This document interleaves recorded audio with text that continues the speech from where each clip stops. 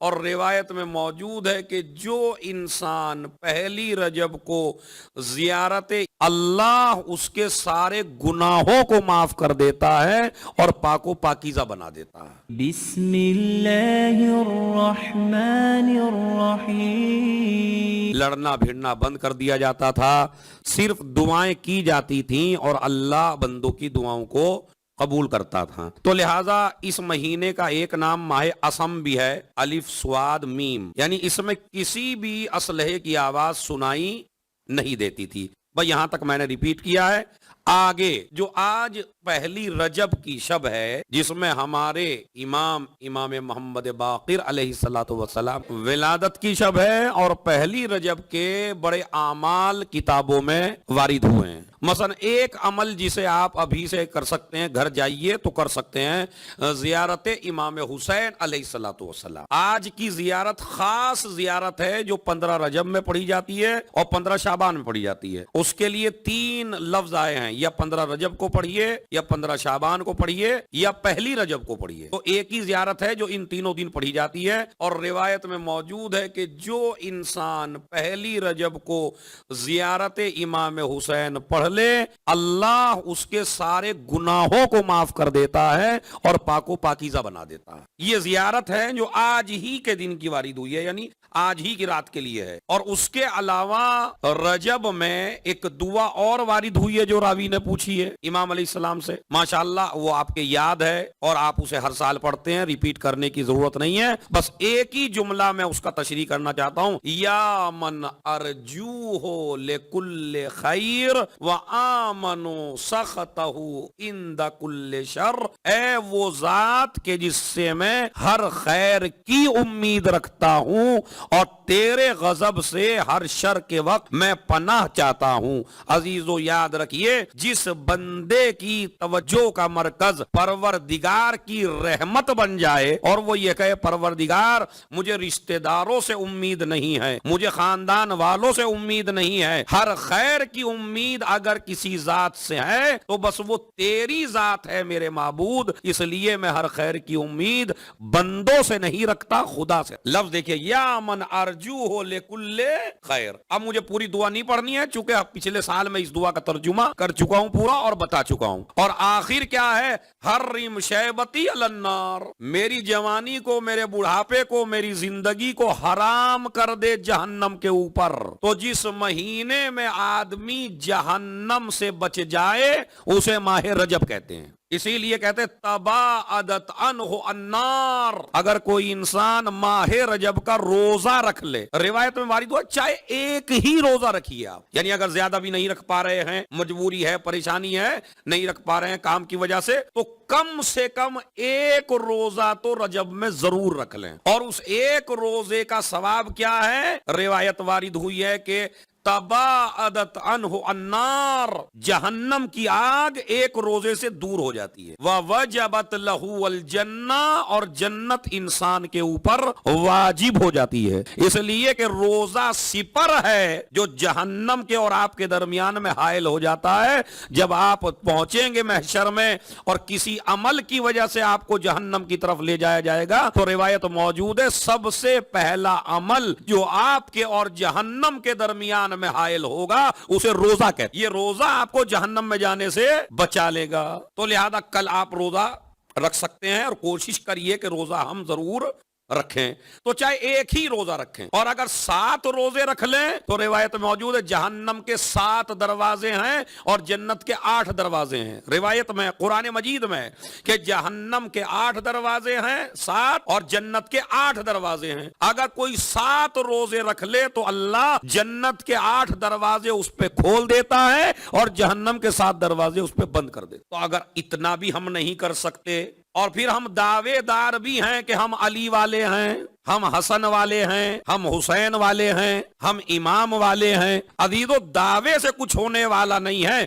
اپنے عمل سے اگر قریب ہو سکتے ہیں آل محمد سے، تو جتنا جتنا عمل آپ کو قریب کرتا چلا جائے گا، اتنا کوئی چیز آپ کو آل محمد سے قریب کرنے والی نہیں ہے۔ لہذا رجب جنت واجب ہوتی ہے، رجب میں جہنم حرام ہوتا ہے، رجب میں یہ روزہ سپر بنتا ہے، اللہ کی مرضی کا مالک انسان بنتا ہے، یہ اسألہ التوبہ، یہ تسبیح وارد ہوئی ہے رجب میں، یعنی ان الفاظ میں تسبیح کرے، استغفر اللہ و اسألہ التوبہ، استغفر اللہ و اسألہ التوبہ، استغفر اللہ و اسألہ التوبہ۔ نبی کہتے ہیں زیادہ سے زیادہ کرو، کیوں؟ ھذا شہر عظیم، کیا الفاظ ہیں معصوم کی زبان سے نکلے ہوئے، کہتے ہیں اس میں نیکیوں کا ثواب ڈبل ہو جاتا ہے، رجب میں نیکیوں کا ثواب ڈبل ہو جاتا ہے۔ اب آپ کہیں گے ارے بھائی نیکیاں تو نیکیاں ہیں چاہے کسی بھی مہینے میں کریے، رجب میں ڈبل کیوں ہو جاتا ہے؟ اس لیے کہ جب نیکیاں کرتے ہو تو 13 رجب کو ذکر علی بھی کرنا پڑتا ہے، ایک صلوات بھیجے محمد اور علی، 5ویں حجت کا بھی تذکرہ کرنا ہے۔ حد یہ ہے کہ ایک روزہ، خالی آج مجھے روزے کے اوپر تھوڑا سا بیان کرنا تھا رجب کے حوالے سے تاکہ جوان لڑکے اس کی طرف زیادہ مائل ہوں، کہتے ہیں اگر کوئی انسان بہت زیادہ سونا بھی راہ خدا میں خرچ کر دے تو یہ سونا بھی ایک روزے کا مقابلہ نہیں کر سکتا، یعنی ایک آدمی نے ایک روزہ رکھ لیا اور ایک آدمی نے نہ جانے کتنا سونا راہ خدا میں دے دیا، تو اسلام کیا کہتا ہے؟ نہیں، جس نے روزہ رکھا ہے وہ زیادہ قابل احترام ہے، اس لیے کہ روزہ سپر ہے۔ تو یہ قول ضرور یاد رکھیں، استغفر اللہ و اسألہ التوبہ رجب کے حوالے سے، باقی اور احادیث رجب کے حوالے سے اور بعد میں آ جائیں گی۔ اب جس امام کی ولادت ہے اپنے چھوٹے سے بچوں کے لیے 2-3 باتیں وہ جو انہیں ذہن میں ڈال لینی چاہیے۔ دیکھیں ہمارے یہاں باپ کا نام تو اماموں کا سب کو پتا ہے، اس لیے کہ اس کا ایک سلسلہ ہے باپ کے حوالے سے، ایک سلسلہ ہے، مثلا 5ویں کا باپ جو ہے وہ 4تھا ہے اور 6ٹھے کا باپ 5واں ہے، اور اگر یہ سلسلہ نہ ہوتا تو میرے خیال میں ہمیں باپ کا نام بھی پتا نہیں ہوتا، ورنہ ماں میں یہ سلسلہ نہیں ہے تو ماں کا کسی کو پتا نہیں ہو۔ ہم جتنے بھی بیٹھے ہوئے ہیں اکثر کو امام کے باپ کا نام کا پتا ہے، لیکن اماموں کی ماں کا نام 1-2 کے علاوہ کسی کو، یا 1-2 ماں کے علاوہ اور پتا نہیں ہوتا۔ جس امام کی آج ولادت کی تاریخ ہے اور جس امام سے آج آپ کو بھیک مانگنا ہے اور جس امام سے آج آپ کو دعا کرنا ہے اور جس کے صدقے میں انشاءاللہ آپ کی ہر دعا کو قبول ہونا ہے، اس امام کی فضیلت کے لیے میں اتنا ہی کہنا چاہتا ہوں کہ پوری دنیا میں ایک جوڑا کہ جس کے حسن و حسین پیدا ہوئے تھے، یا تو وہ علی فاطمہ کا جوڑا تھا یا دوسرا روئے زمین پہ جوڑا اس کے ماں باپ کا ہے کہ ماں کا نام فاطمہ ہے اور باپ کا نام علی ہے۔ اب دیکھ لیجئے، باپ کا نام علی زین العابدین، ماں کا نام ہے فاطمہ، اور کمال کی بات ہے ہمارے تمام فریقین جتنے بھی ہیں تمام مسلمانوں کی کتابوں میں یہ حدیث موجود ہے، الحسن والحسین سید شباب اہل الجنہ، حسن و حسین جوانان جنت کے، زور سے بولنا جوانوں، حسن و حسین جوانان جنت کے سردار ہیں۔ اس امام کی یہ خاصیت ہے جو دنیا میں پیدا ہوا ہے کہ اس کو ماں کے اعتبار سے بھی دیکھیے تو بھی سلسلہ سردار جنت پہ جا کے تمام ہوتا ہے، اور باپ کے اعتبار سے دیکھیے تو بھی سلسلہ سردار جنت پہ جا کے تمام ہوتا ہے، سمجھ رہے ہیں؟ یعنی ماں کے لحاظ امام حسن تو وہ بھی سردار جنت ہے، امام حسین ہے تو وہ بھی سردار جنت ہیں، ایک کی بیٹی ہے اور ایک کا بیٹا ہے، دونوں علوی ہیں، دونوں ہاشمی ہیں، دونوں قرشی ہیں، دونوں فاطمی ہیں، سمجھ رہے ہیں؟ ماں باپ دونوں فاطمی ہیں اور دونوں ہاشمی ہیں، اور اب آپ لگا لیجئے خدا کی قسم کیا عظمت ہے ہمارے اس امام کی کہ جس کو ماں، چونکہ میں پچھلے سال ابھی میں نے آنے سے پہلے دیکھ لیا کہ میں نے پچھلے سال کیا کیا پڑھ کے گیا تھا میں 2 سال پہلے، تو وہ ریپیٹ نہیں کرنا ہے۔ ماں کے بارے میں کافی باتیں بیان کر چکا ہوں تقریباً 2 سال پہلے، تو لہذا ماں ہے فاطمہ جسے جس رخ سے دیکھا جائے معصومہ، باپ کے اعتبار سے، چچا کے اعتبار سے، بیٹے کے اعتبار سے، پوتے کے اعتبار سے، یعنی جو عصمت کی 4 دیواری میں ہو اسے فاطمہ کہتے ہیں، یہ ایسی بیوی ہیں۔ اسی امام کی ایک حدیث میں نے آپ حضرات کی خدمت میں پیش کی ہے جسے آج آپ کو اپنے گھر تک لے کے جانا ہے حدیث کو، کیونکہ آج کل ہوتا ہے مجلس خالی امام باڑے تک ہوتی ہے، گھر تک نہیں لے جاتے۔ میری جوانوں سے گزارش ہے اس مجلس کو گھر تک لے جائیے۔ من ثبت علی ولایتنا فی غیبت قائمنا، حدیث سونے کے حروف سے لکھنے کے لائق ہے، 5ویں امام کی حدیث ہے، کیا فرماتے ہیں؟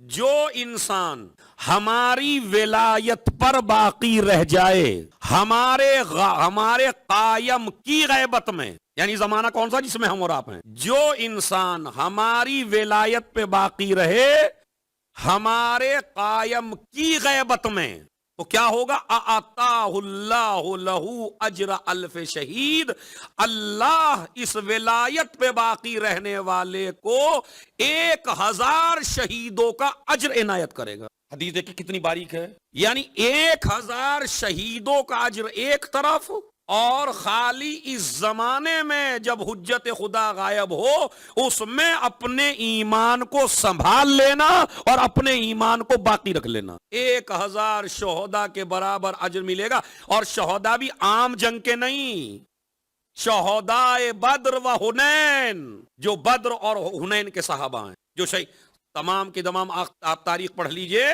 جتنا رتبہ شہداء بدر کا ہے اتنا کسی شہید کا نہیں ہے، سب سے عظیم ہے شہداء بدر۔ اور 5ویں امام فرماتے ہیں جو ہمارے قائم کی غیبت میں، یعنی آپ لوگ، یہ جو آپ جوان بیٹھے ہوئے ہیں، اس لیے کہ آپ اگر اس کی تشریح کرنا چاہیں تو ایسے کر سکتے ہیں کہ دوسرے جو پیریڈ تھے، دوسرے جو زمانے تھے، ہم سے پہلے جتنے بھی ائمہ کا زمانہ گزرا ہے اس زمانے میں گناہ کے وسائل بہت تھے مگر آج سے زیادہ نہیں تھے۔ ابھی 40 سال پہلے جو گناہ کے وسائل آج ہیں، کیا اتنے وسائل پہلے تھے؟ ایمانداری سے بتائیے۔ آج گناہ کے وسائل بہت زیادہ ہیں، آج گناہ کرنے کے لیے کہیں جانے کی ضرورت نہیں ہے کہ آپ اپنے گھر سے نکلیے اور نکلنے کے بعد گناہ کی جگہ تلاش کریے۔ ہر آدمی پہلے گناہ کرتا تھا تو گناہ کی جگہ تلاش کرتا تھا، شخصیت تلاش کرتا تھا، ایک عورت تلاش کرتا تھا، نہ جانے کہاں کہاں جایا کرتا تھا، تب وہ گناہ کر پاتا تھا۔ لیکن آج وسائل اتنے زیادہ ہیں کہ گناہ کی مشین ہر وقت موبائل کی شکل میں ہر جوان کے ہاتھ میں موجود ہے۔ ایسے میں اگر کوئی ایمان بچا لے تو اسے شہید کا اجر ملتا ہے۔ ایک صلوات پڑھیں محمد اور آل محمد پڑھیں۔ 25 سال کی عمر میں پہلے پتہ نہیں ہوتا تھا جوان کو کیا ہے دنیا۔ آج 15-16 سال کے لڑکے سے آپ پوچھ لیجئے، پوری دنیا کا نقشہ کھینچ کے رکھ دیتا ہے۔ اور ابھی باپ یہی سوچتا ہے 25 سال میں بھی، اس زمانے میں بھی، کہ میرا بیٹا بچہ ہی ہے، یہ بچہ نہیں رہا، اب پوری دنیا اس کے ہاتھ میں دے دی۔ میں مخالف نہیں ہوں کہ نہ دیجئے، کیونکہ ہر چیز کا استعمال غلط بھی ہوتا ہے، ہر چیز کا استعمال صحیح بھی ہوتا ہے۔ اب یہ ممبر ہے، اس کا استعمال غلط بھی ہو سکتا ہے اور اس ممبر کا استعمال صحیح بھی ہو سکتا ہے۔ اگر ممبر کا استعمال صحیح ہے تو وہ ہدایت کرے گا۔